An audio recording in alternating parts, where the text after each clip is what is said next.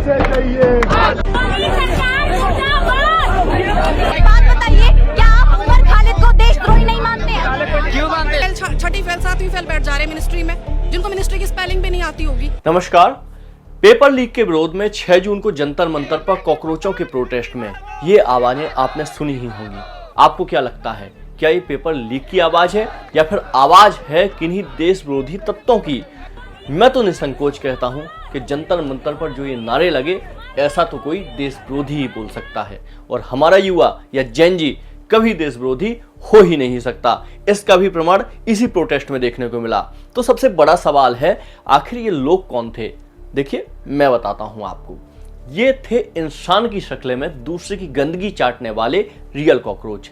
Lens को और zoom कर दूं तो ये कॉकरोच अलग अलग रेलगाड़ी पर सवार होकर जंतर मंतर पहुंचे थे। कुछ राठी एक्सप्रेस पर सवार थे तो कुछ खालिद एक्सप्रेस पर। कुछ टुकड़े टुकड़े गैंग वाले भी थे इसमें।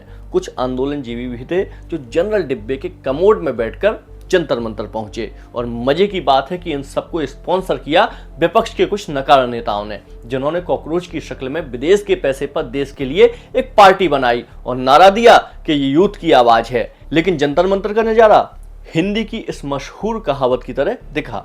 ये कहावत है, किसी की ईंट किसी का रोड़ा, भानुमति ने कुनबा जोड़ा। कॉकरोचों की अपनी पार्टी की तरह है, जंतर मंतर पर भी अलग अलग वैरायटी वाले गुट देखने को मिले, बिल्कुल कहावत की तरह। इनमें सबसे आगे था आजादी आजादी मांगने वाला गुट। अरे देश को चाहिए। लगता है भारत की आजादी 1947 वाला चैप्टर इनकी किताब से नदारद रहा होगा, इसलिए हर जगह आजादी मांगते रह जाते हैं। कुछ इसमें बीजेपी आरएसएस से हेट करने वाले भी थे। जो भी कहो, इस गुट की इतनी तारीफ तो बनती है कि ये अपना एजेंडा कभी नहीं भूलते। चाहे कोई भी बात हो, ये इनका एजेंडा सेट है। आरएसएस और बीजेपी को हाय हाय बोलना है इन्हें। नेक्स्ट, कुछ कॉकरोचों को ब्राह्मणवाद से आजादी चाहिए थी, सो वे उसी में मस्त थे। इनके लिए नीट तो बहाना था प्रोटेस्ट करने का, और ये इस पार्टी के लीडर थे। इनके सामने कोई सनातन और राम की बात कर दे तो ये नस काटने पर उतारू हो जाते हैं। अगर सीजेपी के चंपक भी वीडियो सुन रहे हैं तो इन्हें फ्री सलाह है कि अपना डीएनए चेक करवा लो। खैर, जंतर मंतर के अजीबोगरीब प्रोटेस्ट में कुछ लोग ऐसे भी थे, उन्हें पता ही नहीं था कि आखिर ये प्रोटेस्ट क्यों हो रहा है। मुझे नहीं पता था कि ये प्रदर्शन तो टेररिस्ट, मतलब एक तरीके से टेररिस्ट प्रदर्शन हो रहा है कि हाँ देखो। कोचिंग वाले अपने इंडिया हेट वाले नैरेटिव के लिए बच्चों को भी इस प्रोटेस्ट में घसीट लाए। कौन सी क्लास में हो? क्लास 9th में हो? किस बात के लिए आए हो? किस बात के लिए आए हो? मैम एक्चुअली इजराइल और इनके बीच लड़ाई चल रही, तो किनके बीच? तो कॉकरोचों की तरह तरह की वैरायटी जंतर मंतर पहुंची, और क्रक्स ये रहा, सीजेपी की अभिजीत दिपके की गर्मी बढ़ गई अचानक से, और उसने सही समय पर वहां से निकलना ही सही समझा। लेकिन काबिले तारीफ है, भारत का वो यूथ भी वहां पर आया था। हम लोग जो मुद्दा सुनने आए थे ना, वो नहीं हो रहा है। जो समझता है अपनी जिम्मेदारी, वो यूथ समझ गया कि हमें यहाँ मैनिपुलेट करने के लिए बुलाया गया है। नीट तो बहाना है, असल में इन्हें बीजेपी की सरकार गिराना है, और हमारे यूथ ने खुलकर विरोध किया इस बात का। मुझे नहीं पता था कि ये प्रदर्शन तो टेररिस्ट, मतलब एक तरीके से टेररिस्ट प्रदर्शन हो रहा है कि हाँ देखो हम। ये यूथ जानता है और कहता है कि अगर पेपर लीक हुआ तो धर्मेंद्र प्रधान तुम्हारी जिम्मेदारी है, इस्तीफा दो और दोषियों पर कार्रवाई करो। लेकिन सच्चाई ये है कि इन कॉकरोचों को जंतर मंतर पर आजादी चाहिए थी, पता नहीं किस किस से आजादी चाहिए थी। अरे देश को चाहिए।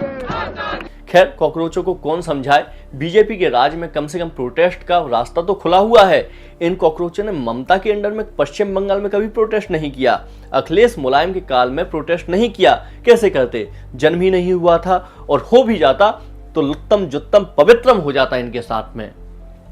इन कॉकरोचों की प्रॉब्लम यही है कि इन्होंने वो दौर नहीं देखा जब पेपर ही नहीं होते थे, या होते थे तो सरकार की अपनी मर्जी से, और नियुक्ति भी अपनी मर्जी से होती थी। एक उदाहरण की बात कर लेते हैं। बात है यूपीपीएससी 2011 से 13 की भर्तियों की। डॉक्टर अनिल यादव यूपीपीएससी के अध्यक्ष थे। आयोग के इतिहास में पहली बार पीसीएस 2015 का प्रारंभिक परीक्षा का पेपर लीक हुआ। यादव जाति विशेष के अभ्यर्थियों को इंटरव्यू में खुलकर नंबर बांटे गए। इसके डॉक्यूमेंट अवेलेबल हैं, आप चाहें तो गूगल कर सकते हैं। बाकायदा इस पर कोर्ट केस हुआ और सीबीआई ने जांच की और बाद में डॉक्टर अनिल यादव की नियुक्ति ही अवैध मान ली गई और उस दौर की नियुक्तियों में भी संशोधन हुए जो अनिल यादव के काल में हुए थे और ऐसे ही न जाने कितने केस सामने आए। तो ये हाल थे बीजेपी आने से पहले, लेकिन ये कॉकरोच बिलबिला रहे हैं क्योंकि मोदी बात करता है सनातन धर्म की, गुड गवर्नेंस की, 2047 तक विकसित भारत की, एआई और टेक्नोलॉजी से युक्त प्रशासन की, बांग्लादेश रोहिंग्या फ्री इंडिया की और कट्टरता विहीन सिविल सोसाइटी की, यूनिफॉर्म सिविल कोड की बात करता है मोदी। इसीलिए इनको प्रॉब्लम है।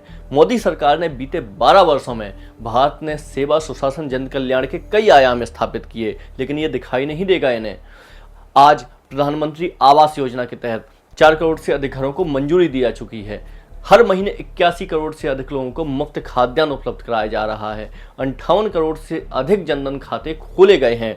देश के 26 शहरों में मेट्रो नेटवर्क का विस्तार 1100 किलोमीटर से अधिक हो चुका है। वर्तमान में 164 वंदे भारत ट्रेन भी संचालित हो रही हैं, जबकि देश में हवाई अड्डों की संख्या 74 से बढ़कर 164 हो गई है।